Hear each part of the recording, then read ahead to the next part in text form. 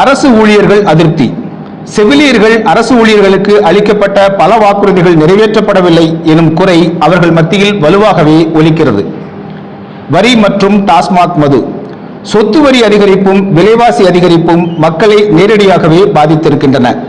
டாஸ்மாக் மதுபான விற்பனை ஆண்டுக்காண்டு அதிகரித்து வருவது தனி மனிதனின் வாழ்வில் குடும்ப அளவில் பெரும் பாதிப்பை ஏற்படுத்தி வருகின்றன என்கிறார்கள் நாம் கருத்து கேட்ட பெரும்பாலானவர்கள்.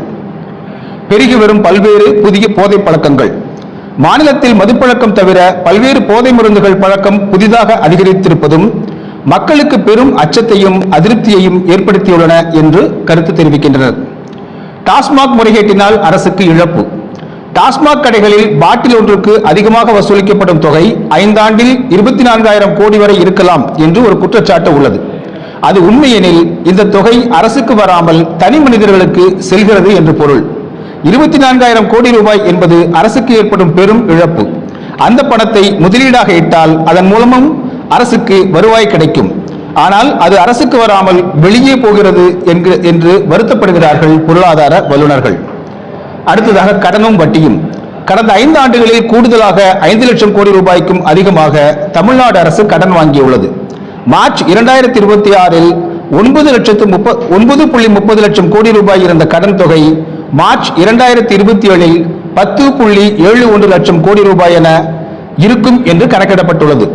நாளொன்றுக்கு 189 கோடி ரூபாய் வட்டி மட்டுமே கட்டிக் கொண்டிருக்கிறது தமிழ்நாடு அரசு. அதாவது ஒரு நாளைக்கு 189 கோடி ரூபாய் வட்டி மட்டுமே கட்டுறோம்.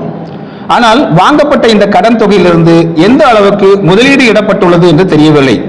அவ்வாறு வருவாய் ஈட்டும் முதலீடாக இப்பணம் பயன்படுத்தப்படவில்லை எனில் இதே நிலை நீடித்தால் விரைவில் ஊதியம் கூட கொடுக்க இயலாத நிலை ஏற்படும் என்று எச்சரிக்கிறார்கள் பொருளாதார வல்லுநர்கள். அதிகரித்த மின் கட்டணம். மின்சார கட்டண அதிகரிப்பு கடும் அதிருப்தியை உருவாக்கியிருப்பதை பொதுமக்கள் மட்டுமின்றி சிறு மற்றும் குறுதொழில் செய்பவர்களிடம் அதிக அளவில் கேட்க முடிந்தது. எடுத்துக்காட்டாக கோயம்புத்தூர், திருப்பூர் மாவட்டங்களில் மின்சார கட்டண உயர்வு ஆயிரக்கணக்கான சிறு குறு நிறுவனங்கள் இழுத்து மூடப்படுவதற்கு காரணமாகிவிட்டன என்ற குற்றச்சாட்டுகள் அதிகமாகவே கேட்கின்றன. நிர்வாகத்தில் கவனக்குறைவு. பல்வேறு தரப்பு தரவுகளை ஆராயும் போது கடந்த 5 ஆண்டுகள் திமுக ஆட்சியில் மாநிலத்தின் 2 முக்கிய அடிப்படை துறைகளான வருவாய்த்துறை மற்றும் காவல்துறையின் நிர்வாகத்தில் இன்னும் ஈடுபாடும் கட்டுப்பாடும் உறுதியான நிர்வாகத்தையும் செலுத்தியிருக்க வேண்டும் என்ற கருத்துக்கள் வலுவாகவே மக்களால் முன்வைக்கப்படுகின்றன. வருவாய்த்துறையில் தலைவிரித்தாடும் கட்டுப்பாடற்ற கையூட்டு மற்றும் முறைகேடு புகார்கள் அந்த துறையுடன் தொடர்புடைய அனைத்து தரப்பினரையும் கடும் அதிருப்திக்கு ஆளாக்கியிருக்கிறது.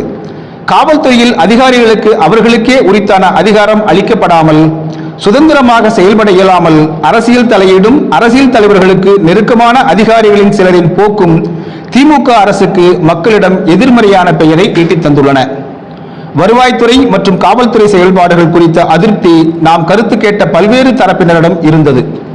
மாநிலத்தின் சட்டம் ஒழுங்கு குறித்த அச்சம் மற்றும் அதிருப்தியை நாம் சந்தித்த பெரும்பாலானவர்கள் ஒரே குரலில் சொல்வதை கேட்க முடிந்தது. இவை வெறுமனே குறை சொல்வதற்காக அல்ல.